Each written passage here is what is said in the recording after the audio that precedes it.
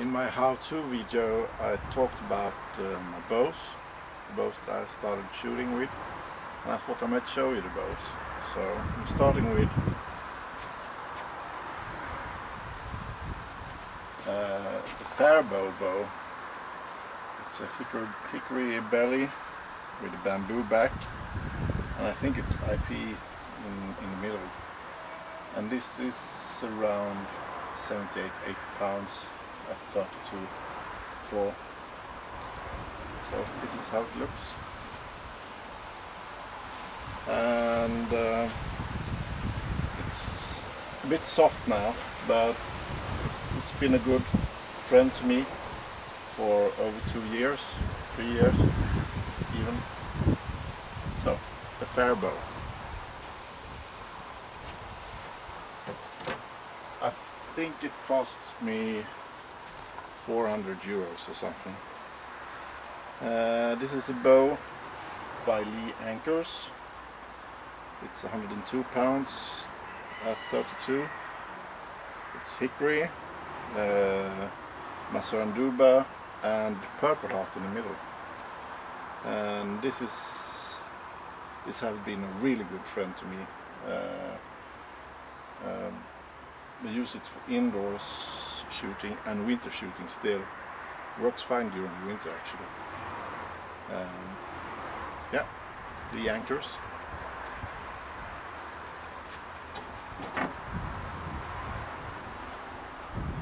This is a U-bow that I made.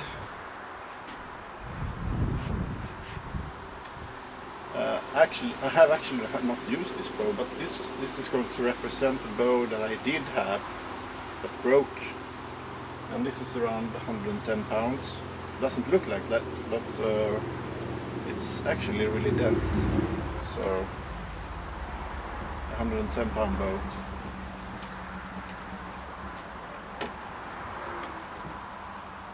This is another one of mine that I made, and it's much lighter, and even though it's fatter, it's only like 98 pounds or something.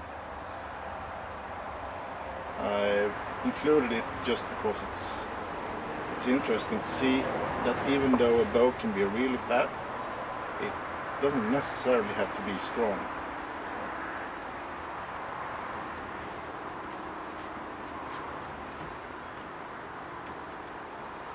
And a Paletti bow. Originally this had 140 pounds draw weight, around 140 pounds draw weight, but it was really stiff, and I had a friend of mine retailering it, Ola Pettersson, so now it's 123 pounds, and it's gorgeous. It's really great looking bow. No knots whatsoever, just some hair on it. The belly is really great too. This is a great bow. I use it for target shooting, 3D courses and stuff like that. It's really smooth.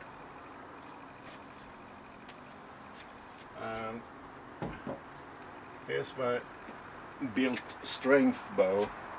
This is a hickory bow that I made, and it's 135 pounds. And it's this bow who got me to 150 pounds. I was shooting with this during the whole winter indoors, perhaps 3 times a week, and just pouring out arrows into the target with this bow.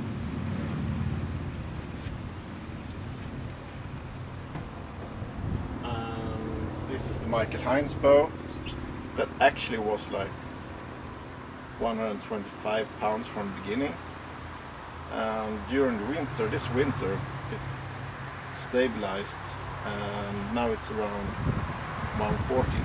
So it's really strange that it could gain that much weight, but it did. So it has a lot of character, and it's a really nice bow. And here's another one of my creations. This one is really dense, really heavy.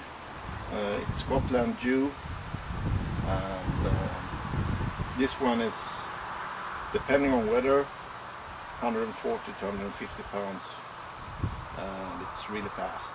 I really love this bow. It's a great bow.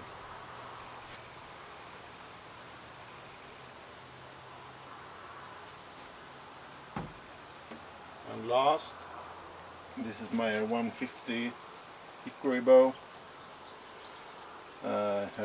Has a lot of cracks in it, but hasn't shown any signs on breaking or something like that. And the cracks go along the bow instead of over it, so it shouldn't be a problem. It's really heavy, really dense wood.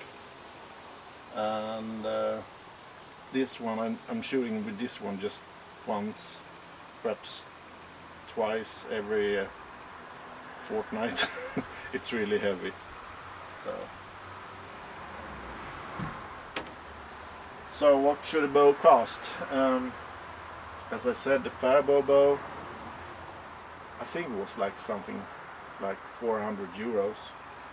The Lee Anchor's bow, that was about 550 or 600 euros. And the Plenty bow, that's around 600 euros plus freight, so say 650 or something like that. The Heinz bow, I don't actually remember, I think it was 800 euros. If I would start shooting warbows today, I would go with a relatively cheap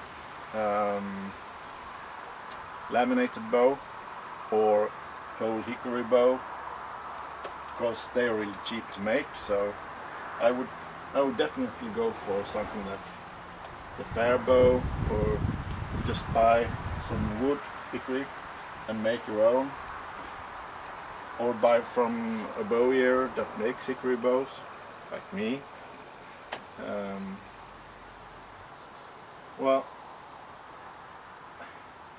the thing is, if you start shooting heavy bows, you're gonna gaining weight in bows pretty fast. So if you want to spend a lot of money, it's possible to do that, of course. This is a lot of money standing right here. But if you want to be on the cheap side and try to be economic, do it the laminated way up to a certain weight when you really feel you need to have U-bow, because U-bows are really expensive, and the material to U-bows are also expensive, so you couldn't really afford to make any mistakes doing them. So yeah, that's what I have to say today. Hope it's helpful.